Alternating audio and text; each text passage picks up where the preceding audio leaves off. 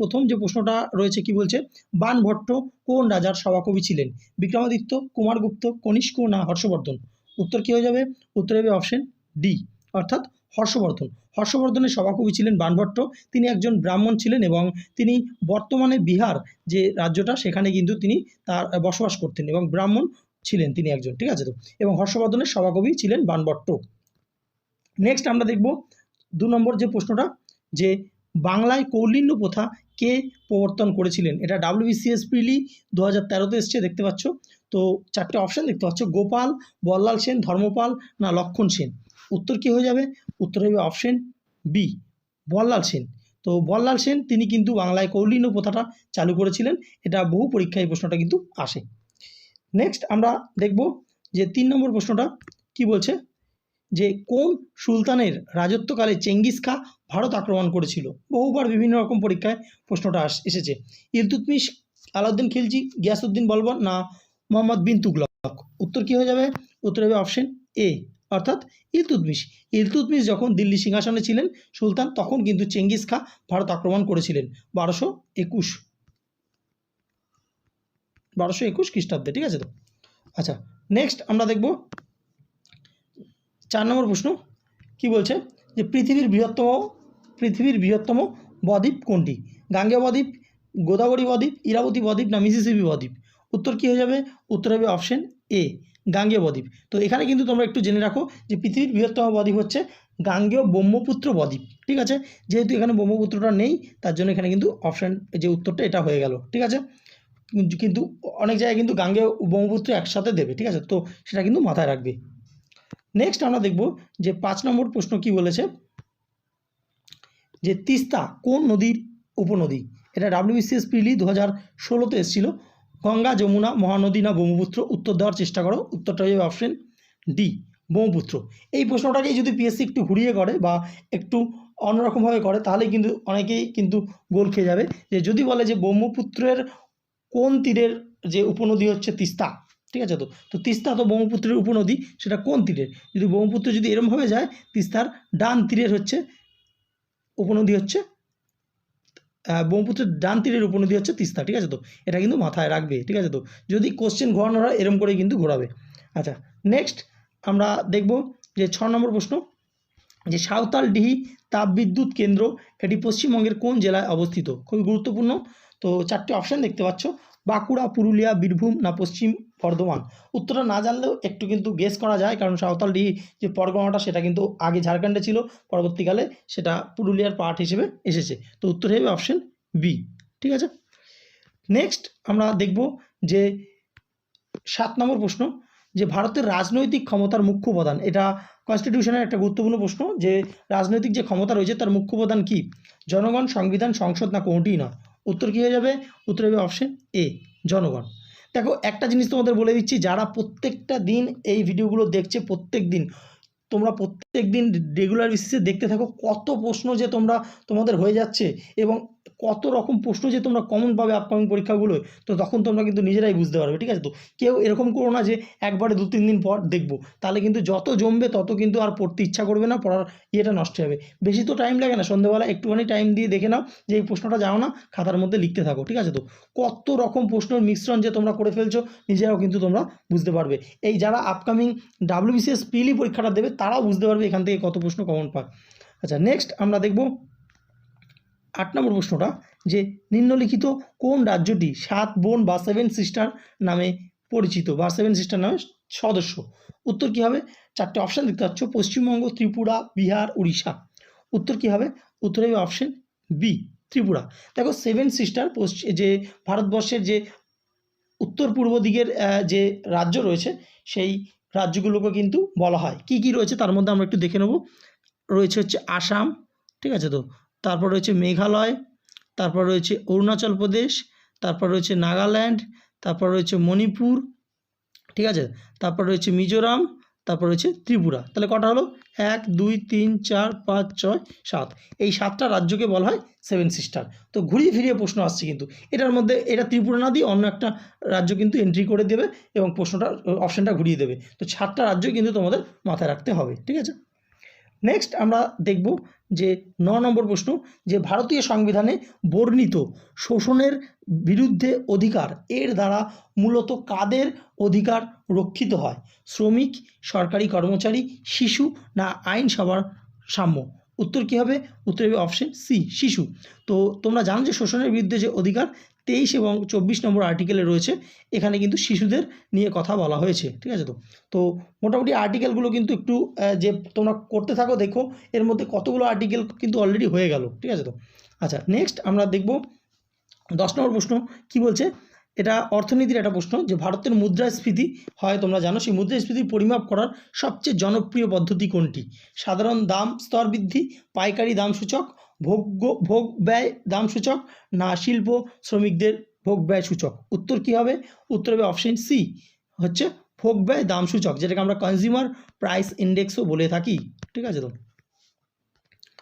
Next আমরা দেখব 11 নম্বর, যে নিচের রাজ্যগুলোর মধ্যে কোথায় সর্বাধিক মানুষ দারিদ্র রেখার নিচে, অর্থাৎ বিপিএল যে রয়েছে সেই দারিদ্র রেখার নিচে অবস্থান করে? বিহার, মধ্যপ্রদেশ, মহারাষ্ট্র না উত্তরপ্রদেশ? উত্তর হবে অপশন এ, বিহার।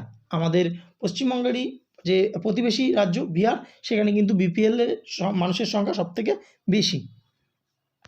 নেক্সট আমরা দেখব 12 নম্বর, যে উদ্ভিদ দেহে জল পরিবাহিত হয় কার দ্বারা? ক্যাম্বিয়াম, ফ্লোয়েম, এপিডার্মিস না জাইলেম? এই প্রশ্নটা বহুবার পরীক্ষায় এসছে, উত্তর হবে অপশন ডি, জাইলেম।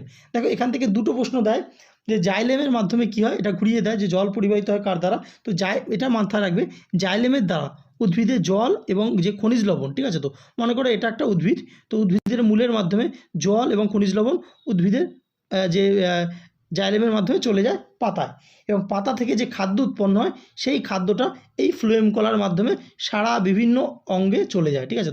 তো ফ্লোয়েমটা দেয়, কিন্তু ফ্লোয়েমের মাধ্যমে কী কাজ? তো খাদ্য উৎপন্ন হওয়ার পর কিন্তু চারদিকে গাছের উদ্ভিদের ছড়িয়ে যায় হচ্ছে ফ্লোয়েমের মাধ্যমে।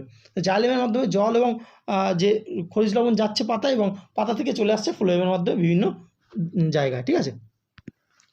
নেক্সট আমরা দেখব 13 নম্বর প্রশ্ন কি বলছে। এটা WBCS মেইনসে এসেছিল 2019-এ, যে নিম্নলিখিত তড়িৎচুম্বকীয় তরঙ্গগুলোর মধ্যে কার তরঙ্গ দৈর্ঘ্য সব থেকে কম? ইনফ্রারেড তরঙ্গ, অতিবেগুনি রশ্মি, এক্স রশ্মি না গামা রশ্মি? উত্তর হয়ে যাবে কি? উত্তর হয়ে যাবে অপশন ডি, গামা রশ্মি। দেখো এরকম করে যদি থাকে, এই গামা রশ্মি, এক্স রশ্মি, আল্ট্রাভায়োলেট বা অতিবেগুনি রশ্মি এবং ইনফ্রারেড রশ্মি, ঠিক আছে? তো এর মধ্যে সবথেকে কম তরঙ্গ দৈর্ঘ্য হচ্ছে কার? সেটা হচ্ছে গামা রশ্মি, এটা হচ্ছে সবথেকে কম, মিনিমাম, ঠিক আছে? তো এটা হচ্ছে সবথেকে মিনিমাম। আর সবথেকে বেশি হচ্ছে এর মধ্যে, এই চারটে অপশনের মধ্যে হচ্ছে ইনফ্রারেড রেড সবথেকে বেশি, ঠিক আছে? তো এই চারটের মধ্যে কিন্তু বললাম, ঠিক আছে? আবার যদি রেডিও তরঙ্গ ফরঙ্গ আসে তখন আরও বেড়ে যাবে। আচ্ছা, নেক্সট আমরা দেখব 14 নম্বর প্রশ্ন, কি বলছে। উচ্চতাজনিত ভয়কে কি বলে? অর্থাৎ যে উচ্চতা মানে দেখলে যার ভয় লাগে সেইটাকে কি বলা হয়? অ্যাংলোফোবিয়া, অ্যাক্রোফোবিয়া, আর্গোফোবিয়া, ন্যাগারোফোবিয়া? দেখেছো অপশানগুলো কি ক্লোজ দেয়? তো উত্তর হয়ে যাবে অপশন বি, অ্যাক্রোফোবিয়া। তো উচ্চতাজনিত যে ভয়কে বলা হয় অ্যাক্রোফোবিয়া। পরবর্তী আমরা 15 নম্বর প্রশ্ন দেখব, কি বলতে চেয়েছে, যে নিচের কোনটিকে বৈপরীত্যের মহাদেশ বলা হয়? আফ্রিকা, এশিয়া, অস্ট্রেলিয়া না আন্টার্কটিকা? উত্তর কি হবে? উত্তর হবে অপশন এ, আফ্রিকা। আফ্রিকাকে বৈপরীত্যের মহাদেশ বলা হয়, এর একটা কারণ আছে, কারণ আফ্রিকা কন্টিনেন্ট এমন একটা কন্টিনেন্ট বা এমন একটা মহাদেশ যেখানে ওয়েস্টার্ন কালচার সবার শেষে গিয়েছিল, সবার শেষে প্রবেশ করেছে, ঠিক আছে? তার জন্য এটাকে বৈপরীত্যের মহাদেশ কিন্তু বলা হয়। নেক্সট আমরা দেখব যে বিশিষ্ট পদার্থবিজ্ঞানী স্টিফেন হকিংস, তোমরা জানো, তো ইনি কোন দেশের নাগরিক ছিলেন? ফ্রান্স, জার্মানি, রাশিয়া না ইংল্যান্ড? উত্তর কি হবে? উত্তর হবে অপশন ডি, ইংল্যান্ড।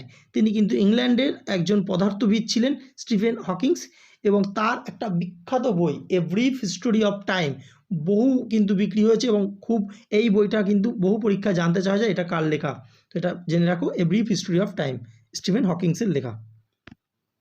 17 নম্বর প্রশ্ন দেখতে পাচ্ছ, ভারতের প্রথম কোন রাষ্ট্রপতি পদে থাকাকালীনই মারা গিয়েছিলেন? এই প্রশ্নটা অনেকবার এসেছে। তো ভিভি গিরি, রাজেন্দ্র প্রসাদ, জওহরলাল নেহরু না জাকির হোসেন? উত্তর কি হবে? উত্তর হবে অপশন ডি, জাকির হোসেন। এই জাকির হোসেনের জায়গায় যদি একটু অপশান ঘুরিয়ে দিত আর একজনও, কারণ ভারতবর্ষে রাষ্ট্রপতি, দুটো রাষ্ট্রপতি পদে থাকাকালীন মারা গিয়েছিলেন। তো সেটা হচ্ছে, একজন হচ্ছে জাকির হোসেন, আরেকজন হচ্ছেন ফকির উদ্দিন আহমেদ। তো ওই দুটো নামই কিন্তু মাথায় রাখবে। 18 নম্বর প্রশ্ন দেখতে পাচ্ছ যে মার্কিন যুক্তরাষ্ট্রের যে পার্লামেন্ট রয়েছে তার নাম কি? ঠিক আছে, তো তার নাম কি? কংগ্রেস, লর্ডসভা, কমন সভা না পার্লামেন্ট? উত্তর কি হবে? উত্তর হবে অপশন এ, কংগ্রেস। আমাদের যেখানে যেটা পার্টির নাম সেটা হচ্ছে মার্কিন যুক্তরাষ্ট্রের পার্লামেন্টের নাম কংগ্রেস। এখানেও কিন্তু আমাদের যেমন লোকসভা এবং রাজ্যসভা আছে, এখানেও কিন্তু দুটো কক্ষ আছে এই কংগ্রেসের, মার্কিন যুক্তরাষ্ট্রের যে পার্লামেন্ট, একটা হচ্ছে সিনেট আর একটা হচ্ছে হাউস অফ দ্য পিপল, যেটা হচ্ছে লোকসভা যেটা বলে সেটা হচ্ছে নিচেরটা, আর সিনেটটা হচ্ছে আমাদের যে উচ্চ কক্ষ আছে, রাজ্যসভার মতো সিনেটটা হচ্ছে ওদের উচ্চ কক্ষ। ঠিক আছে, আচ্ছা নেক্সট আমরা 19 নম্বর প্রশ্ন দেখব যে কোথায় সেমিকন ইন্ডিয়া 2023-এর উদ্বোধন করবে নরেন্দ্র মোদী? ইন্দোর, শিলং, নিউ দিল্লি না গান্ধীনগর? উত্তর হবে অপশন ডি, গান্ধীনগর। গুজরাটের গান্ধীনগরে এটা কিন্তু করা হলো। কারেন্ট অ্যাফেয়ার্সের এটা কিন্তু একটা প্রশ্ন। ঠিক আছে, তো আচ্ছা নেক্সট আমরা দেখব যে 20 নম্বর প্রশ্নটা, এটাও কারেন্ট অ্যাফেয়ার্সের, যে লাম্পি স্কিন ডিজিজ এটা পজিটিভ স্টেট হিসেবে ঘোষিত হলো কোনটা? মেঘালয়, মণিপুর, নাগাল্যান্ড না ঝাড়খণ্ড? তার আগে জানতে হবে যে এই লাম্পি স্কিন ডিজিজ কি। দেখো এটা মূলত যে পশুদের হচ্ছে, বিশেষ করে গরুদের, দেখবে কিছুদিন আগে হয়তো তোমরা খবরে দেখেছো যে গরুদের গায়ে না এরকম গোটা গোটা গোটা গোটা ফোড়া টাইপের হচ্ছে। ঠিক আছে, তো এটা হচ্ছে লাম্পি স্কিন ডিজিজ। ঠিক আছে, তো এই লাম্পি স্কিন ডিজিজ পজিটিভ হিসেবে ঘোষিত হলো কে? সেটা হচ্ছে নাগাল্যান্ড। ঠিক আছে, তো সেটা হচ্ছে নাগাল্যান্ড। ঠিক আছে, তো দেখবো যে চারমিনার, দেখতে পাচ্ছ যে চারমিনার এটা কে নির্মাণ করেছিল? হুমায়ুন, নরসিংহ, অশোক না মোহাম্মদ কুলি কুতুব শাহ? উত্তর কি হয়ে যাবে? উত্তর হয়ে যাবে অপশন ডি, কুলি কুতুব শাহ। মোহাম্মদ কুলি কুতুব শাহ তিনি কিন্তু চারমিনার নির্মাণ করেছিল। 2 নম্বর প্রশ্ন দেখতে পাচ্ছ যে নাসিরউদ্দিন চিরাগ ইনি কে ছিলেন? এটা WBCS প্রিলি 2012 প্রশ্ন। কি বলছে? একজন সুফি সন্ত, খলজি বংশের একজন সুলতান, গিয়াসউদ্দিন বলবন্দের একজন মন্ত্রী না আলাউদ্দিন খলজির একজন সামরিক অফিসার? কোশ্চেনের যে অপশন দেওয়ার ধরনগুলো একটু দেখো পিএসসির। ঠিক আছে, এগুলোই খেয়াল করার জিনিস কিন্তু। তো উত্তরটা কী হবে? উত্তরটা হবে অপশন এ, কারণ নাসিরউদ্দিন চিরাগ তিনি কিন্তু একজন সুফি সন্ত ছিলেন। ঠিক আছে, এবং নিজামুদ্দিন আউলিয়ার নাম তোমরা শুনেছ, তার শিষ্য ছিলেন নাসিরউদ্দিন চিরাগ। নেক্সট আমরা দেখব 3 নম্বর প্রশ্ন দেখতে পাচ্ছ যে কার আমলে প্রচলিত হয় তামার মুদ্রার দাম? তো তামার মুদ্রার দাম কার আমলে প্রচলিত হয়? শেরশাহ, আকবর, শাহজাহান না ঔরঙ্গজেব? উত্তর কি হবে? উত্তর হবে অপশন এ, শেরশাহ। তো শেরশাহ তোমরা জানো মুঘল যে সাম্রাজ্যে মাঝ বরাবর কিন্তু 1540 থেকে 1545 খ্রিস্টাব্দের মধ্যে নতুন একটা বংশ, সুরি বংশ এসেছিল। তো সেই সুরি বংশের সম্রাট ছিলেন শেরশাহ সুরি। তো তিনি কিন্তু এই যে তামার মুদ্রার দাম প্রচলন করেছিলেন। আচ্ছা নেক্সট আমরা জানবো যে 4 নম্বর যে প্রশ্নটা দেখব কি বলছে, নিচের কোন জেলাটি পান উৎপাদনের প্রথম? পশ্চিমবঙ্গের মধ্যে জিজ্ঞেস করেছে কিন্তু, দেখো তো উত্তরটা কি হবে? 4টে অপশন রয়েছে, পূর্ব মেদিনীপুর, হাওড়া, নদিয়া, হুগলি। উত্তরটা কি হয়ে যাবে? উত্তরটা হবে অপশন এ, পূর্ব মেদিনীপুর। পূর্ব মেদিনীপুর জেলায় পান উৎপাদনে প্রথম স্থান অধিকার করেছে। যারা পূর্ব মেদিনীপুর থেকে যদি কেউ থেকে থাকো অবশ্যই তোমরা জানাও যে তোমাদের ওখানে পান কতটা কীরকম উৎপন্ন হয়। ঠিক আছে, আচ্ছা নেক্সট আমরা দেখব 5 নম্বর প্রশ্ন কি বলছে। এটাও কিন্তু WBCS মেইনসে এসেছিল 2005-এ। দেখতে পাচ্ছ যে পশ্চিমবঙ্গে অ্যালুমিনিয়াম ফ্যাক্টরি কোথায় আছে? দুর্গাপুর, বাটানগর, ফলতা না আসানসোল? উত্তর কী হবে? উত্তর হয়ে যাবে অপশন ডি, আসানসোল। আসানসোল বর্তমানে পশ্চিম বর্ধমান জেলায় পড়ছে, এবং পশ্চিম বর্ধমান জেলার আসানসোলে কিন্তু পশ্চিমবঙ্গে অ্যালুমিনিয়াম ফ্যাক্টরি আছে। আরও একটা জায়গায় আছে, সেটা হচ্ছে বেলুর। এটাও একবার প্রশ্ন এসেছিল, বেলুর, সেটা হাওড়াতে অবস্থিত। ঠিক আছে, তো আচ্ছা নেক্সট আমরা দেখব যে 6 নম্বর প্রশ্ন কি বলছে।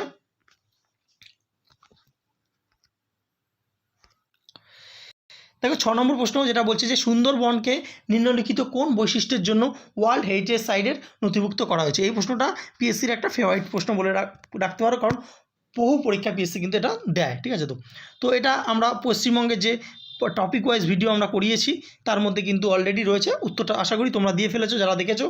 উত্তরটা কী হবে? 4টে অপশান দেখতে পাচ্ছ, উত্তরটা আমরা বলবো। উত্তরটা দেওয়ার চেষ্টা করো, অপশন ডি, ম্যানগ্রোভ।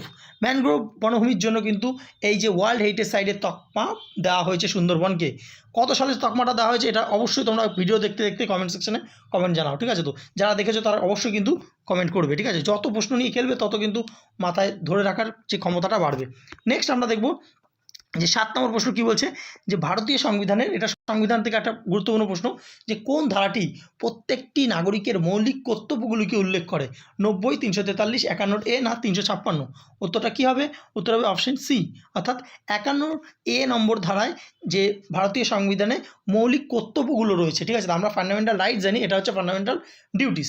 তো এই মৌলিক কর্তব্যগুলোকে কিন্তু 51A ধারায় ইনক্লুড করা হয়েছে, এবং এটা 1976 সালে 42তম সংবিধান সংশোধনীর মাধ্যমে এই যে মৌলিক কর্তব্যগুলোকে ইনক্লুড করা হয়েছে, ঠিক আছে? তো এবং বর্তমানে 11খানা মৌলিক কর্তব্য রয়েছে, এবং শরণ সিং কমিটির রিকমেন্ডেশনে এই যে মৌলিক কর্তব্যগুলোকে ইনক্লুড করা হয়েছে। প্রত্যেকটা ইনফরমেশন দিলাম, আলাদা আলাদা করে কোনো না কোনোবার পরীক্ষায় এসছে, ঠিক আছে?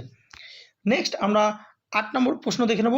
কী বলছে, যে লোকসভার অধিবেশন চলাকালীন প্রতিদিনের প্রথম ঘন্টাকে, অর্থাৎ লোকসভার যে সভা চলছে প্রত্যেক দিনে যে প্রথম যে ঘন্টাটা, সেই ঘন্টাটাকে কী বলা হয়?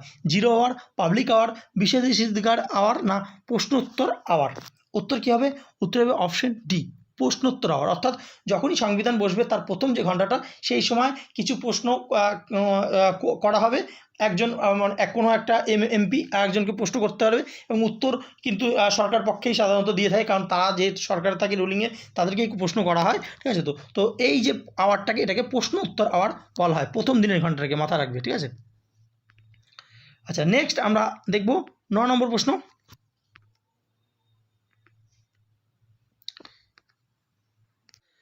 আচ্ছা, 9 নম্বর প্রশ্ন কী বলছে, যে রাষ্ট্রপতি কার কাছে শপথ গ্রহণ করে?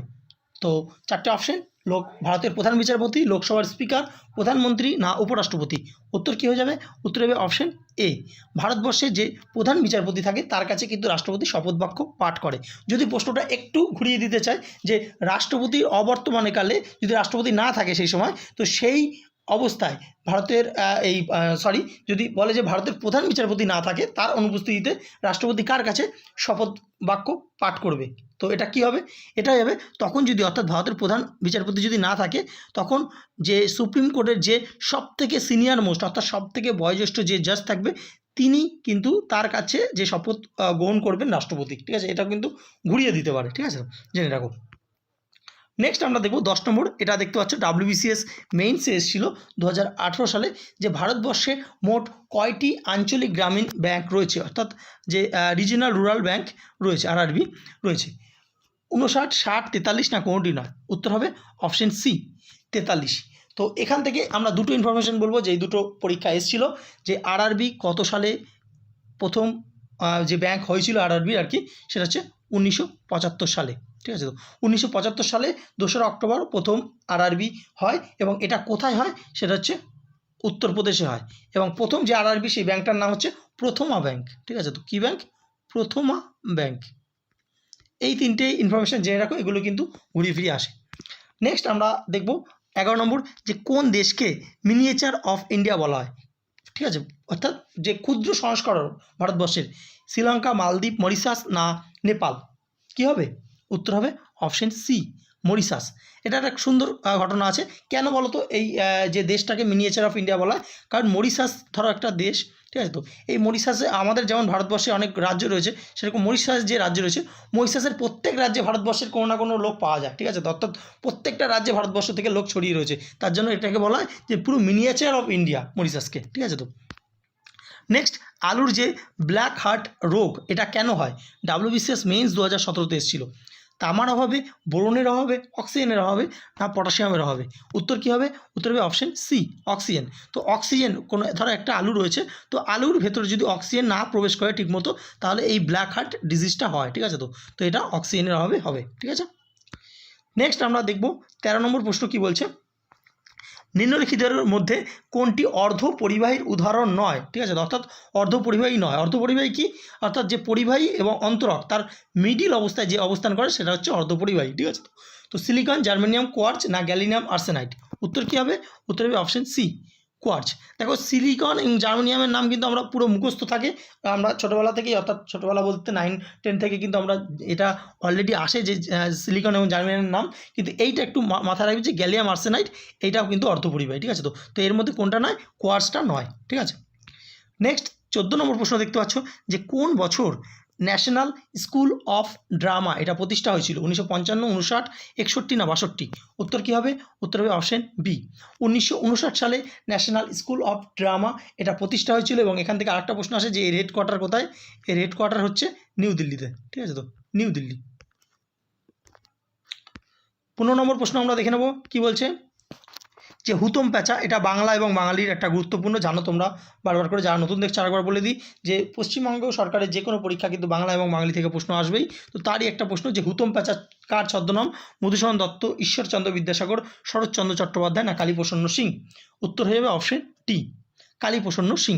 কালীপ্রসন্ন সিং তিনি হুতম প্যাঁচা ছদ্মনামে লিখতেন এবং হুতম প্যাঁচার নকশা বলে একটা বইও কিন্তু তিনি লিখেছেন, এটাও কিন্তু মাথায় রাখবে। নেক্সট 16 নম্বর প্রশ্ন দেখতে পাচ্ছ যে দ্য আইডিয়া অফ ইন্ডিয়া এই বইটির লেখক কে? অমিতাভ ঘোষ, সুনীল খিলনানি, গিরিশ কুবের না অমর্ত্য সেন? উত্তর কী হবে? উত্তর হবে অপশন বি, সুনীল খিলনানি। তিনি এই বইটি লিখেছেন যে আইডিয়া অফ ইন্ডিয়া, এইখানে ভারতবর্ষের পলিটিক্যাল এবং যে ইকোনমিক ব্যাপারটা তিনি তুলে ধরেছিলেন, ঠিক আছে। আচ্ছা 17 নম্বর প্রশ্ন আমরা দেখব কি বলছে, ওয়ার্ল্ড ব্যাংক, তোমরা জানো যে ওয়ার্ল্ড ব্যাংক, তো এই ওয়ার্ল্ড ব্যাংকের সদর দপ্তর কোথায়? হেগ, প্যারিস, লন্ডন না ওয়াশিংটন ডিসি? উত্তর কী হবে?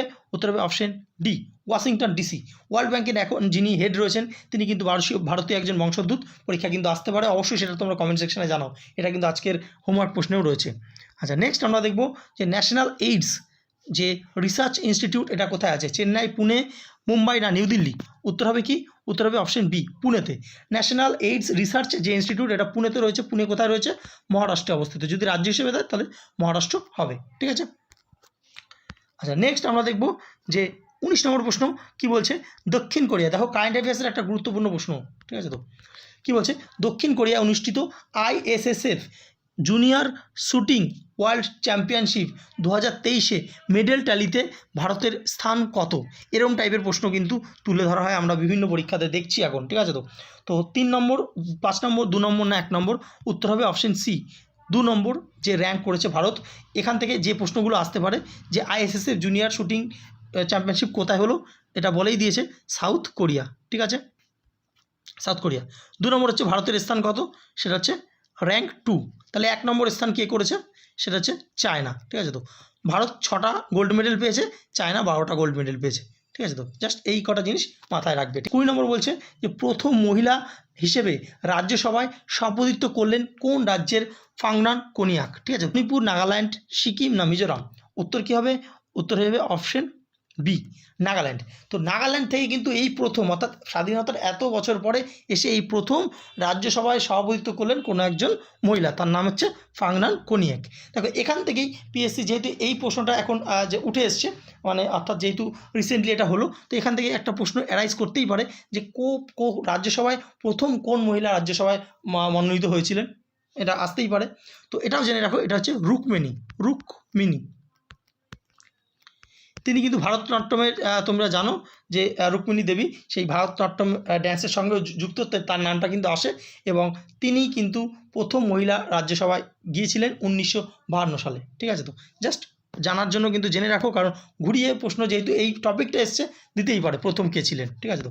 তো আজকে তোমাদের জন্য যে হোমওয়ার্ক দুটো প্রশ্ন থাকবে, অবশ্যই কমেন্ট সেকশনে কমেন্ট করার চেষ্টা করবে যে হেডকোয়ার্টার ওয়ার্ল্ড ব্যাংকের যে হেড, বর্তমানে হেড কে ওয়ার্ল্ড ব্যাংকের, এবং রাজ্যসভার যে চেয়ারম্যান কে, রাজ্যসভার চেয়ারম্যান কে, এবং ওয়ার্ল্ড ব্যাংকের হেড কে।